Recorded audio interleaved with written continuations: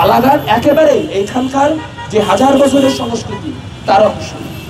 তাহলে প্রশ্ন হচ্ছে, আজকে পালা গানের একটা লাইনকে কোট করে কেটে ফেসবুকে ছড়িয়ে দেওয়ার মধ্য দিয়ে, জনগণকে উস্কানি দেওয়ার মধ্য দিয়ে মত তৈরি করে আবুল সরকারকে কেন গ্রেফতার করা হচ্ছে, কেন তার অনুসারীদেরকে আক্রান্ত করা হচ্ছে? তার কারণটা খুব সহজ। তার কারণটা হচ্ছে আবুল সরকারকে থ্রেট মনে করে। ঠিক যেভাবে করে তারা লালনকে থ্রেট মনে করে, ঠিক যেভাবে করে তারা ভবা পাগলাকে থ্রেট মনে করে, তারা মজনুষাকে থ্রেট মনে করে, ভবানী পাঠককে থ্রেট মনে করে, একইভাবে তারা আবুল সরকারকে থ্রেট মনে করে। কারণ আবুল সরকারের যে গূঢ় জ্ঞান, যেই জ্ঞান তিনি চর্চা করেন তার সহজিয়া ভাষায়, সেইটা শহরের মধ্যবিত্তের বাইরেও বাংলাদেশে যে বিশাল প্রান্তিক জনগোষ্ঠী আছে, সেই প্রান্তিক জনগোষ্ঠীর মনে এক ধরনের সহমর্মিতার, সহযোগিতার এবং সংহতির বোধ নির্মাণ করে। আজ যদি বাংলাদেশটাকে তালিবানের বাংলাদেশ বানাইতে হয়, আর যদি বাংলাদেশটাকে আইসিসের বাংলাদেশ বানাইতে হয়, তাহলে প্রথমেই আবুল সরকারদেরকে নির্মূল করতে হবে এবং আবুল সরকারদের পক্ষে যারা কথা বলে তাদেরকেও ধর্মদ্রোহী ট্যাগ দিতে হবে।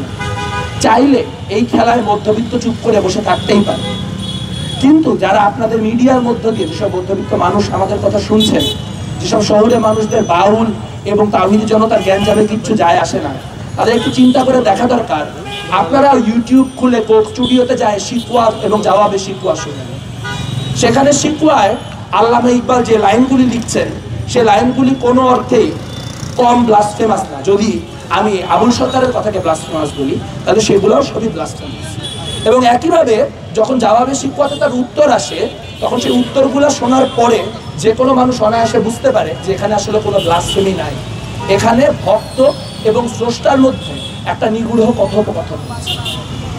তাহলে প্রশ্ন হচ্ছে, আজকে যদি আবুল সরকারকে বাতিল করে দেওয়া যায়, যদি আবুল সরকারকে গ্রেফতার করা যায়, তাহলে আল্লামা ইকবাল শোনার অধিকারটুকুও আপনার থাকবে তো? কারণ আমরা জানি যখন শিকওয়া প্রথম শায়েরি হিসেবে আল্লামা ইকবাল লিখেছিলেন, তখন তারও কল্লা চাওয়া হয়েছিল, তখন তাকেও ইসলামকে বিদ্রোহী বলা হয়েছিল। কিন্তু কালের কি খেলা, যেই মানুষগুলি তাকে একসময় ধর্মদ্রোহী ট্যাগ দিয়েছিলেন, তারা আজকে এসে আল্লামা ইকবালকে ইসলামের আইকন হিসেবে গ্রহণ করছেন এবং একই সময় তারা আবুল সরকারকে জেলে ঢোকানোর চেষ্টা করছে। আমরা রাষ্ট্রীয় উদ্যোগে আপনার রাহাত ফাতে আলী খানকে বাংলাদেশে নিয়ে আসবো, সেখানে শির খুঁজে পাবো না, কিন্তু সারা দেশে কোথাও হেফাজতে ইসলামের কারণে লালনের গান আর ঠিক মতো করে হবে না, কারণ সেইটা শির। তার মানে আপনি যদি উচ্চবিত্ত হন, আপনি যদি একটু উর্দুটা, হিন্দিটা, ইংলিশটা ভালো করে পড়তে পারেন, বুঝতে পারেন, তাহলে আপনার সংস্কৃতি চর্চার অধিকার আছে। কিন্তু বাউলের কোনো সংস্কৃতি চর্চার অধিকার নাই, বাংলাদেশের গ্রামীণ মানুষের কোনো সংস্কৃতি চর্চার অধিকার নেই। যারা আবুল সরকারকে ধর্মদ্রোহী বলতেছেন, তারা আবুল সরকারের যে কোনো একটা পালা গানের আসরে আধা ঘন্টার জন্য যায় দেখেন বা ভিডিও করে, ওইখানে যারা জমায়েত হয় সেই মানুষগুলি কারা? সেই মানুষগুলি সমাজের সেই ভক্তিভাব সম্পন্ন সাধারণ হিন্দু মুসলমান মানুষ, যারা তাদের আধ্যাত্মিক জ্ঞানের জন্য স্পিনোজা করে দেখতে পারেন না, যারা তাদের আধ্যাত্মিক জ্ঞানের জন্য অন্য ভাষার এই ধরনের শিল্প অ্যাক্সেস করতে পারেন না। আপনি বাংলাদেশের প্রান্তিক যে মানুষ, সেই প্রান্তিক মানুষের সংস্কৃতি চর্চার অধিকার কেড়ে নিচ্ছে। এবং বাংলাদেশে যখন আমরা 2025 সালের দিকে ফিরে তাকাবো, তখন যেই সব শয়তান, যেই সব লোকজন ইবলিশের কাজ করছে বলে একদিন সাব্যস্ত হবে, সেই মানুষগুলির মধ্যে একটা মানুষ হচ্ছে সারোয়ার ফারুকী।